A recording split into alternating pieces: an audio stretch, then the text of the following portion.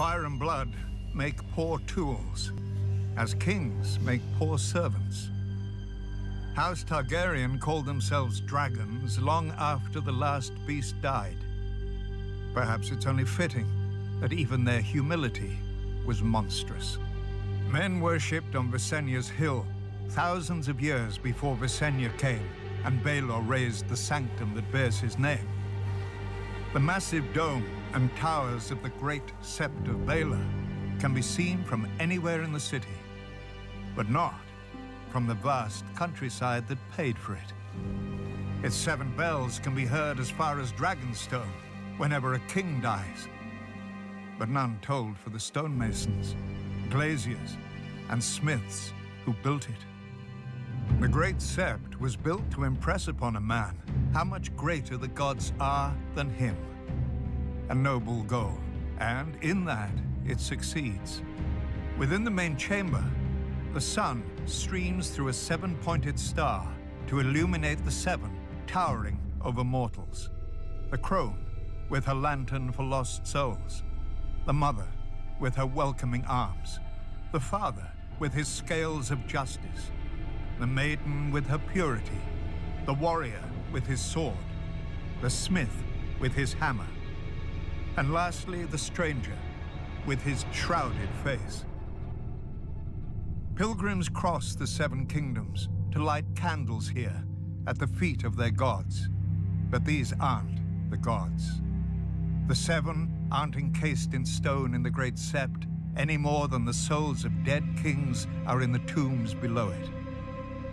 To steward his monument to vanity, Baelor summoned the High Septon of the Faith from his ancient seat in Old Town and gifted him with ornate robes and a crown of crystal and gold.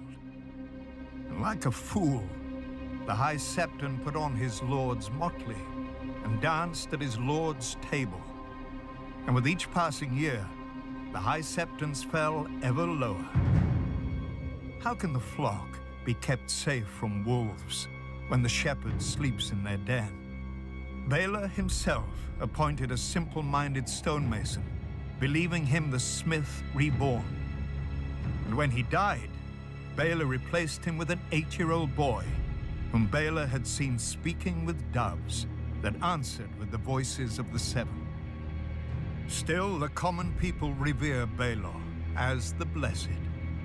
They tell of how he forced a High Lord to wash a beggar's feet, fasted to tame his unnatural lusts, and walked the bone way himself to make peace with dawn.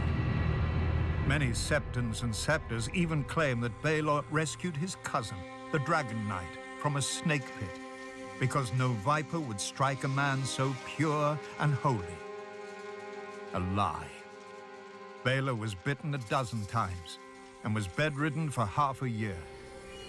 And yet he didn't die, nor did his High Septons ruin the faith. Blessed Baelor's statue may greet men outside the doors, but when men enter the Great Sept, they don't see the gold, or the crystal, or the ambitions of a humble member of a powerful dynasty. They see the gods. They feel awe at the divine majesty and their own insignificance. The gods work through Baelor's pride and vanity as they work through all of us. For the faith is more than a sept. The faith is more than a High Septon, more than all the Septons and Septors who preach to the living, more than the silent sisters who prepare the dead. The faith is the will of the gods, and we are all its instruments.